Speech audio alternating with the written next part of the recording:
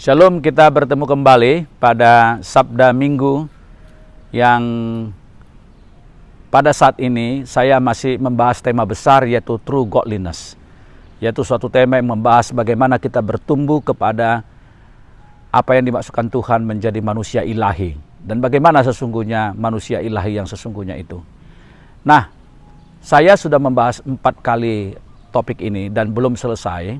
Ini adalah bagian yang ke-5, di mana saya akan masih melanjutkan subbagian dari minggu lalu, yaitu pentingnya komunitas atau orang-orang yang Tuhan titipkan di sekitar kita untuk kita bertumbuh keidalan Tuhan. Saya menegaskan bahwa Allah begitu serius untuk kita bertumbuh kepada pengudusan yang dikehendaki oleh Tuhan. Saya akan memulai dari Titus pasalnya yang kedua, ayat 11 sampai 14. Saya bacakan bagi kita semua. Titus 2 ayat 11 sampai 14, demikian bunyi firman Tuhan. Karena kasih karunia Allah yang menyelamatkan semua manusia sudah nyata. Ia mendidik kita supaya kita meninggalkan kefasikan dan keinginan-keinginan duniawi, dan supaya kita hidup bijaksana, adil, dan beribadah di dalam dunia sekarang ini, dengan menantikan penggenapan pengharapan kita yang penuh bahagia dan penyataan kemuliaan Allah yang maha besar dan juru selamat kita, Yesus Kristus, yang telah menyerahkan dirinya bagi kita untuk membebaskan kita dari segala kejahatan dan untuk menguduskan bagi dirinya suatu umat kepunyaannya sendiri yang rajin berbuat baik. Nah, saudara-saudaraku, saya garis bawahi kata dan menguduskan bagi dirinya suatu umat kepunyaannya sendiri.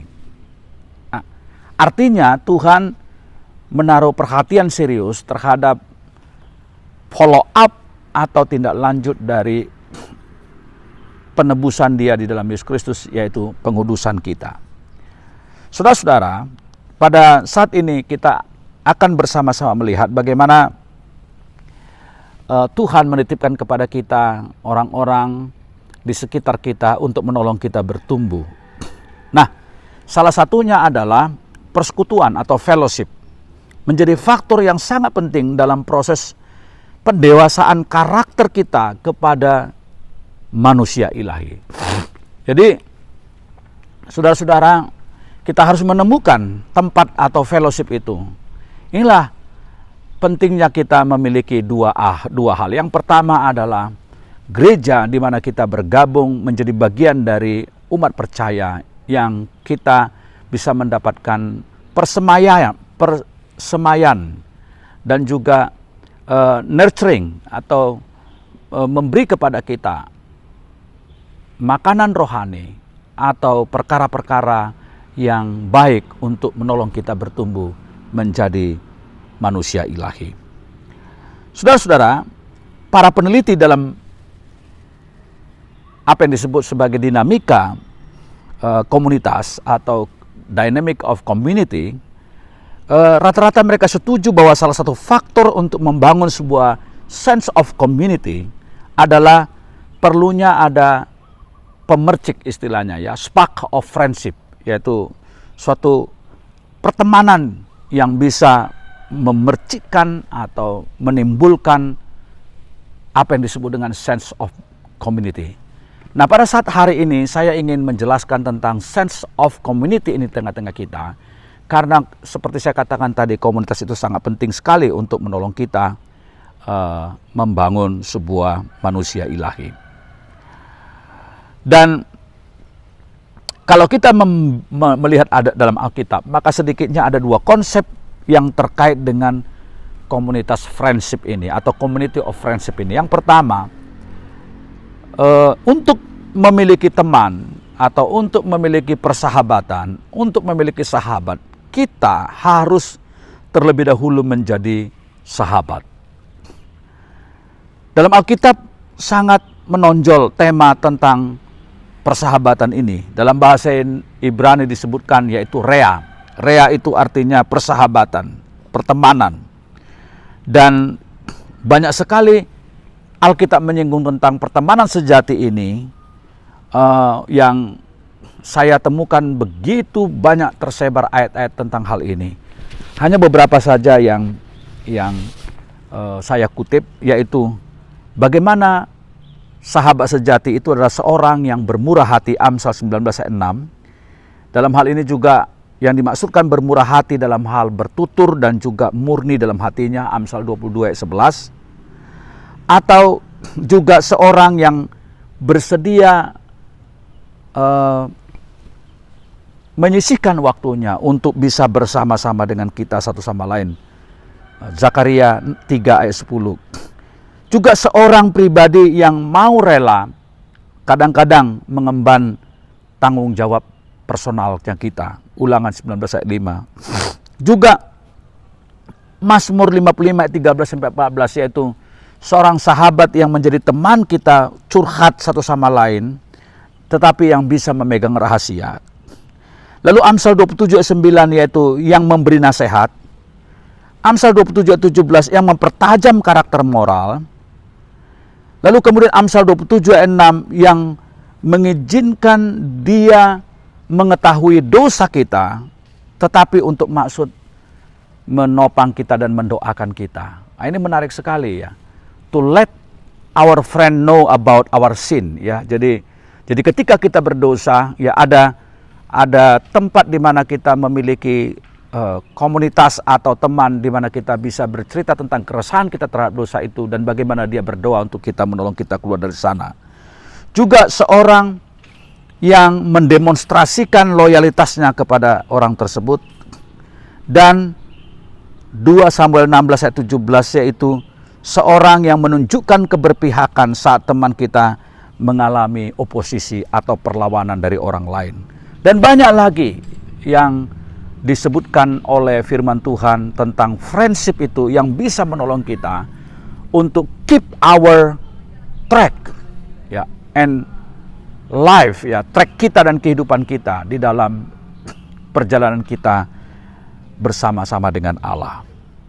Kemudian Bapak Ibu yang kedua dari bagian firman Tuhan yang kita lihat penggunaan kata rea itu juga adalah bahwa persahabatan yang sejati itu yang betul-betul tulus dan ikhlas serta memang mau menjadi bagian daripada kehidupan kita untuk menolong kita adalah sesuatu yang langka dan kalaupun ada membutuhkan dedikasi.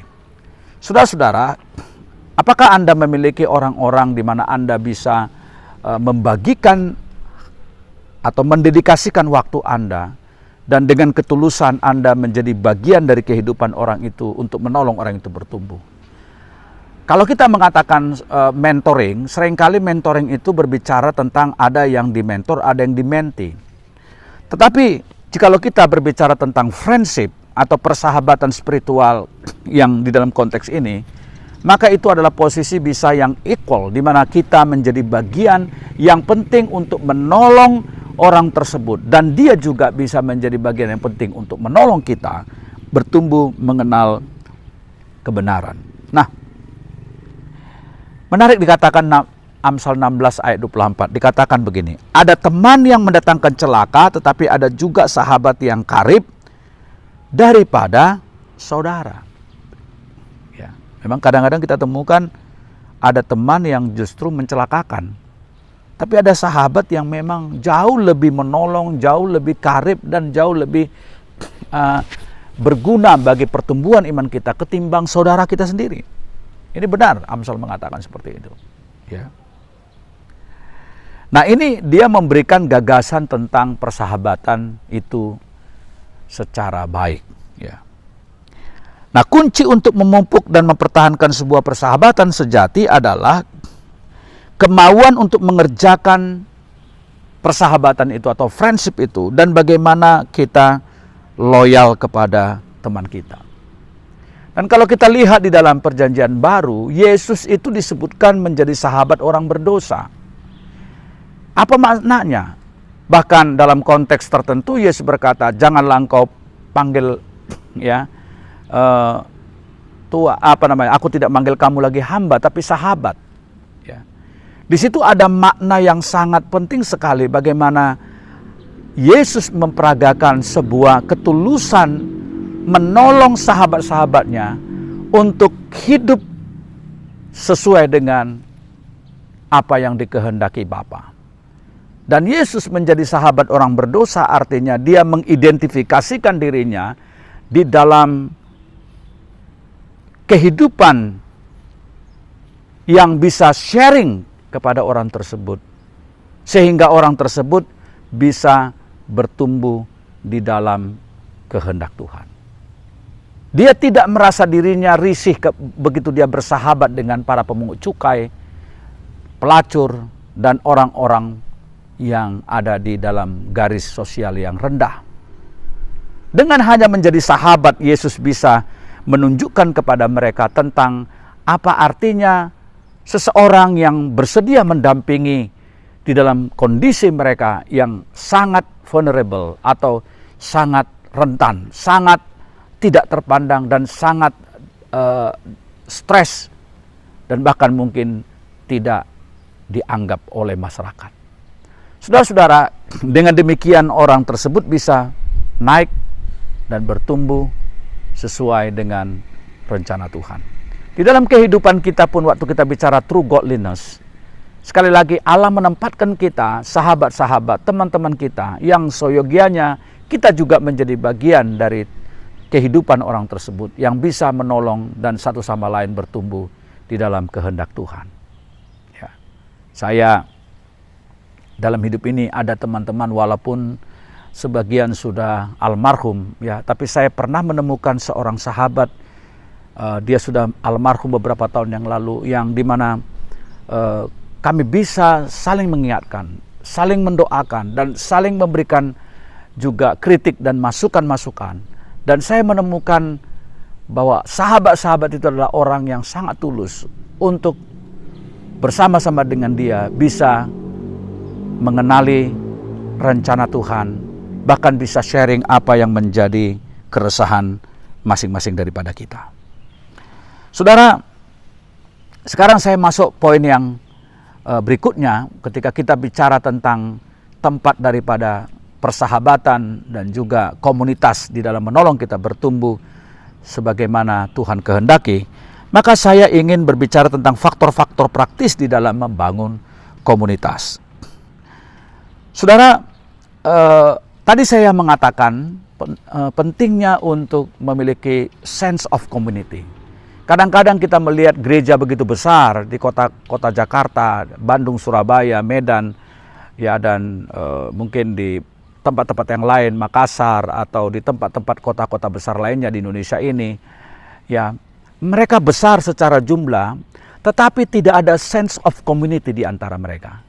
Ya, antar jemaat bahkan banyak yang tidak saling kenal, ataupun kalau kenal mereka hanya sekedar bertemu di gereja, ya, lalu mereka saling sapa saja dan tidak tercipta menjadi apa yang dikatakan oleh Tuhan sebagai bagian dari tubuh Kristus, di mana Kristus adalah kepala dan kita semua anggotanya. Saudara-saudara, tetapi saya juga pernah menyaksikan gereja yang cukup besar tetapi bagus sekali di dalam bagaimana mempererat satu sama lain untuk mereka bisa bertumbuh dan menjadi bagian satu sama lain sebagai bagian dari tubuh Kristus itu. Ya, salah satu ciri khas daripada gereja Korea adalah mau ukuran kecil, menengah atau besar, mereka memiliki restoran atau kantin di gereja. Ya, jadi setelah mereka ibadah selesai, mereka makan bersama, beli voucher. Ya, mereka tidak makan di luar, tapi mereka membeli voucher yang murah.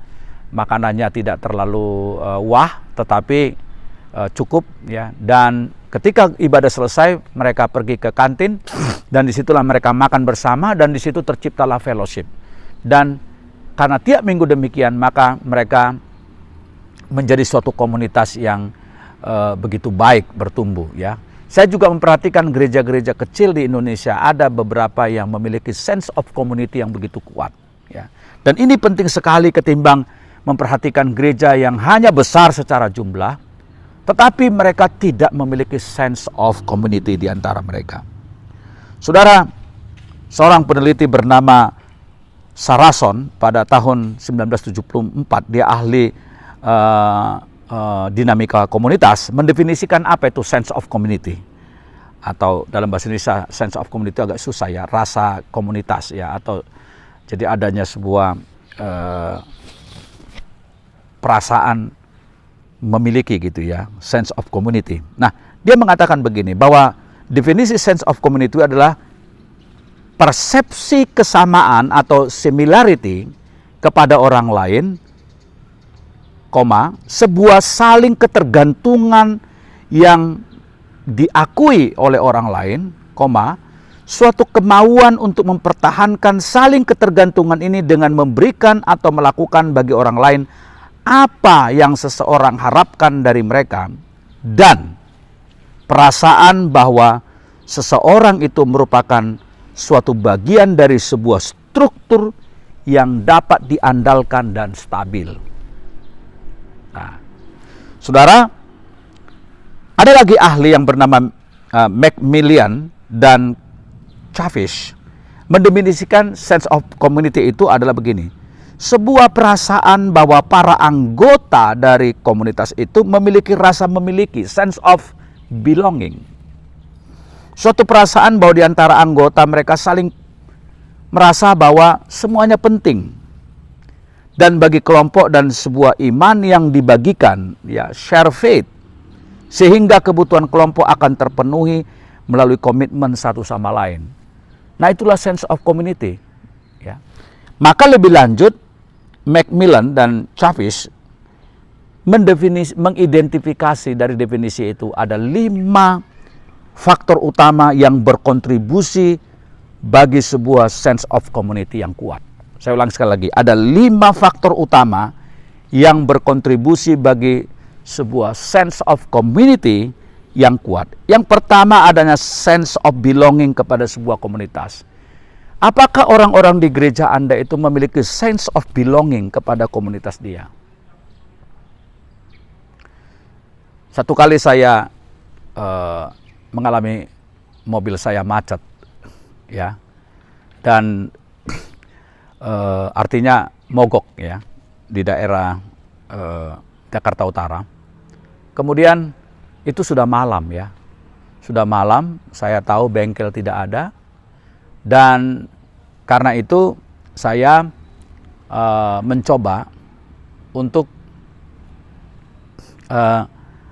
menghubungi ya sebuah bengkel terdekat, dan ada yaitu kalau tidak salah itu kayak Astra Service Center gitu ya. Nah, saya ke sana saudara-saudara ya, untuk menanyakan kemungkinan bisa membantu untuk menyelesaikan itu. Dan ketika saya menunggu sambil dipanggilkan oleh security di pos itu, saya berbicara dengan security-nya. Menarik sekali security ini padahal sudah ceritanya lebih dari 10 tahun lalu ya.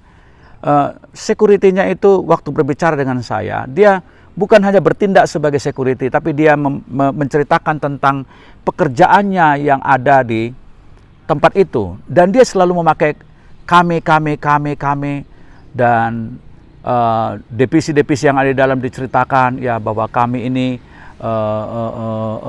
melakukan ini, melakukan itu. Dan pada saat dia berbicara seperti itu, saya memperhatikan walaupun dia security yang mungkin dia tidak terlalu kita anggap atau mungkin orang biasa, tetapi dia memiliki sense of belonging kepada perusahaan itu ya. Alangkah baiknya kalau sebuah perusahaan itu memiliki orang-orang yang sense of belonging kepada di mana dia bekerja, ketimbang hanya menjadi pekerja di situ yang kebanyakan malah kalau diawasi dia kerja, kalau nggak diawasi dia nggak kerja. Nah, dalam persekutuan kita sebagai tubuh Kristus, apakah kita jemaat-jemaat kita memiliki sense of belonging seperti itu? Dan ini penting untuk menolong kita bertumbuh menjadi mencapai true godliness. Yang kedua, faktor kedua yang utama yang berkontribusi untuk membentuk sebuah sense of community, maka yang kedua adalah pentingnya merumuskan batas-batas dan simbol-simbol dari komunitas. Ya, tentu dalam konteks bukan hanya gereja, di dalam sebuah masyarakat komunitas pun ada aturan-aturan dan juga batasan-batasan dan simbol-simbol yang disepakati bersama-sama untuk menjaga mereka tidak keluar dari sebuah tindakan yang tidak terpuji yang mempermalukan komunitas itu. Nah, demikian juga di dalam membentuk sense of community yang menolong jemaat itu dan kita untuk mendapatkan true godliness.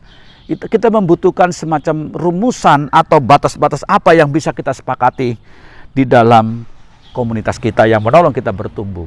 Ya, kadang-kadang kita memperhatikan bahwa ada orang yang tidak siap dievaluasi ketika ada masalah di pelayanan misalnya, dan setelah dievaluasi dia menjadi tersinggung dan tidak terima, saudara-saudara. Padahal itu cukup menolong untuk membentuk semacam sense of community. Yang ketiga, saudara-saudara, faktor ketiga yang menjadi kontribusi bagi pembentukan sebuah sense of community yang kuat adalah partisipasi dan pengaruh dalam komunitas.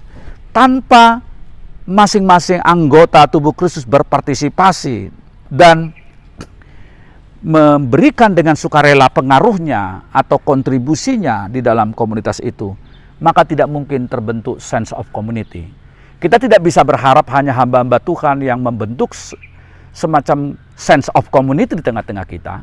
Tetapi setiap jemaat itu harus berkontribusi dan mau mempersembahkan atau memberikan kontribusinya yang cukup membawa dampak kepada komunitas di mana dia tinggal. Dan faktor yang keempat adalah yaitu pemenuhan kebutuhan melalui komunitas. Kalau kita mau terbentuk sense of community yang kuat, maka faktor pemenuhan kebutuhan melalui komunitas penting. Kebutuhan di sini banyak, ya. Saudara-saudara, biarlah komunitas kita bisa memenuhi kebutuhan psikologis, kebutuhan emosi, kecemasan mereka, bisa menemukan tempat di mana mereka bisa mendapatkan counseling yang memadai, dan juga bagaimana gereja dalam hari ini bukan hanya pemimpinnya, tapi orang-orang yang ada dalam komunitas itu bisa ikut memenuhi kebutuhan mereka. Itulah yang dikerjakan oleh jemaat mula-mula, di mana mereka menemukan bahwa komunitas mereka adalah komunitas di mana tidak ada satu orang pun di antara mereka berkekurangan, karena ada setiap hari, ada saja di antara mereka menjual harta milik mereka untuk bisa memenuhi kebutuhan dari orang percaya. Tentu dalam arti yang luas bisa kita mengerti bahwa sense of community itu bisa kuat terbentuk kalau ada rasa dari setiap anggota yang ada dalam komunitas itu terpenuhi kebutuhan mereka.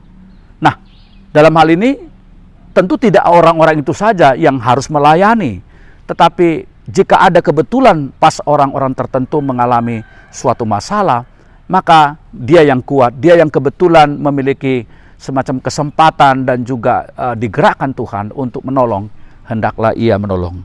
Dan yang kelima, faktor yang utama yang berkontribusi bagi sebuah sense of community yang kuat adalah koneksi emosi yang dibagikan. Jadi adanya perasaan terpaut atau ada keterikatan atau interdependen, ya, kesaling ketergantungan antara satu sama lain juga secara emosi, ya. Artinya bukan sekedar basa-basi, tapi ada ikatan emosi yang dibagikan, ya. Saudara-saudara yang dikasihi Tuhan Yesus Kristus, artinya perasaan-perasaan dari orang-orang di situ itu satu sama lain saling berbagi, ya. Jadi ada ikatan emosional di situ. Ya, saudara, kalau ada suatu ikatan emosional, maka di situ akan terbentuk sebuah komunitas yang baik. Kesimpulan firman Tuhan pada saat ini adalah, sekali lagi, sense of community melalui sebuah komunitas yang bernama Gereja Tuhan, itu penting menolong kita untuk mendapatkan apa yang disebut dengan true godliness. Dan friendship atau persahabatan tentu bisa di luar daripada komunitas yang bernama gereja, tetapi kita perlu menemukan rekan-rekan dan sahabat-sahabat yang membuat kita bisa tertolong untuk menjadi seorang yang berkenan kepada Tuhan. Sampai ketemu pada tema yang sama, True Godliness episode atau bagian yang ke-6 minggu depan. Kiranya Tuhan berkati saudara. Amin.